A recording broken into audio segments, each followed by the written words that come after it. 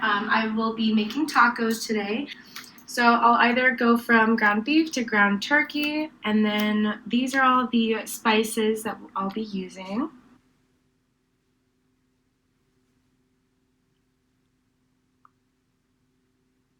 And then here is the Trader Joe's Fancy Shredded Mexican Style Cheese Blend. And over here, these are actually my roommate's tortillas.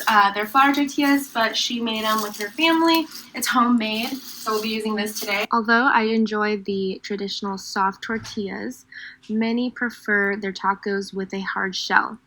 And although many attribute the hard shell taco to Glenn Bell of Taco Bell, it was presumed that the hard taco existed in the U.S. Mexican restaurants nearly a decade before they were used in the first Taco Bell restaurant.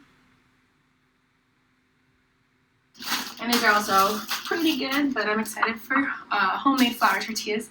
And this is the kind of mixture of pico-like things that I had yesterday. And then we'll be doing another one of these today without cilantro. So first things first is we have to prep all of the veggies. So I wanted to mention the cayenne pepper powder earlier and now the serrano peppers. I want to ask, how has the chili pepper in general found a home in almost every cuisine in the world? Well, chili peppers, belonging to the same family as the tomato and the eggplant, they were introduced by Europe by, some say, Christopher Columbus or early Portuguese explorers, originating either in the Caribbean or Brazil. Megalin is created by taking chili peppers to Africa, the Portuguese with taking them to Asia. Today, chili peppers play a significant role in many cuisines, from Mexico, where they are used as ragouts and sauces, like moles, to the Middle East, where they're pickled whole, to North Africa, where they're used as seasoned couscous with garlic.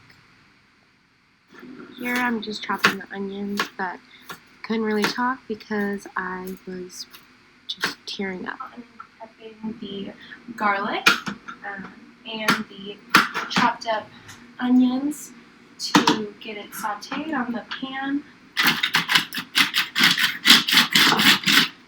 Oh, that's cool. I know.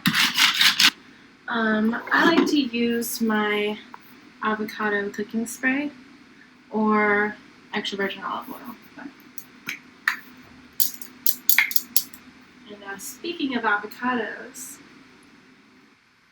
as discussed in week 3 with the Larmer's piece on avocados, the American avocado consumption has grown over 1,000%. We can actually trace this exponential rise in part to NAFTA, the North American Free Trade Agreement, which entered into force in 1994 and eliminated or even reduced most tariffs between Canada, Mexico, and the United States. But prior to NAFTA, there has been a history of exports and imports of goods and trades between Canada and the United States. So therefore, many people argue that NAFTA was essentially a power move for the more developed countries to exploit the goods and services of people and commodities from lesser developed countries like Canada and the US versus Mexico.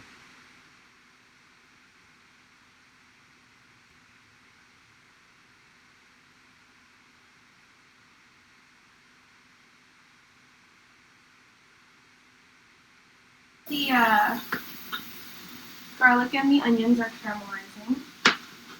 This is when I can actually chop up the rest of the veggies that I need.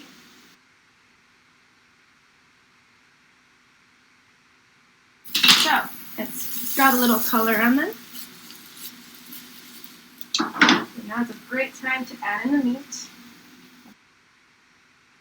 We're going to start off with the Lawry's Hot Taco Spices and Seasoning Mix.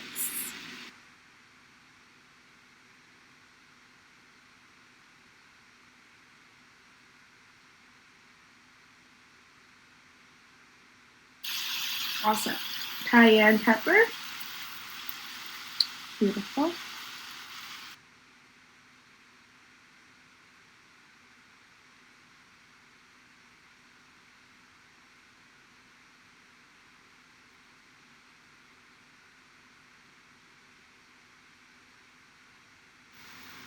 Add some lime in here.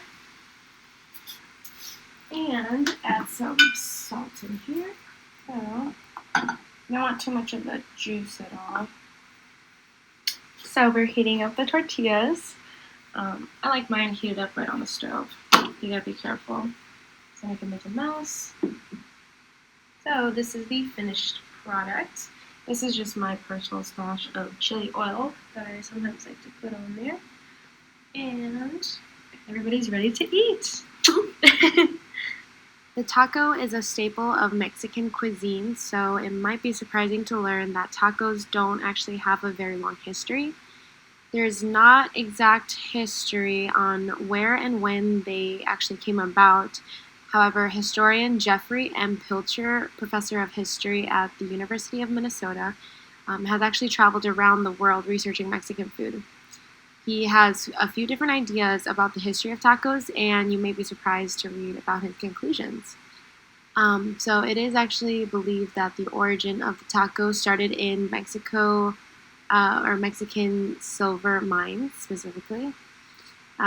Pilcher actually believes that they came about sometime in the 19th century, and this hypothesis of the taco comes from the fact that the first type of taco was taco de minero, which translates to mean miner's tacos. Moving a little forward, the taco actually originally came to the U.S. through migrants that traveled to the Los Angeles area in the early 1900s. It was originally seen as a low-class street food.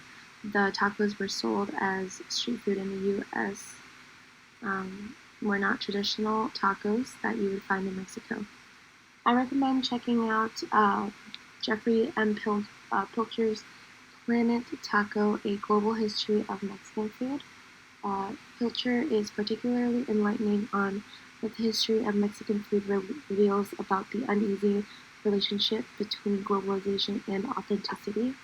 The burritos and taco shells that many people think as Mexican were actually created within the United States. But Pilcher argues that the contemporary struggle between globalization and national sovereignty to determine the authenticity of Mexican food goes back hundreds of years.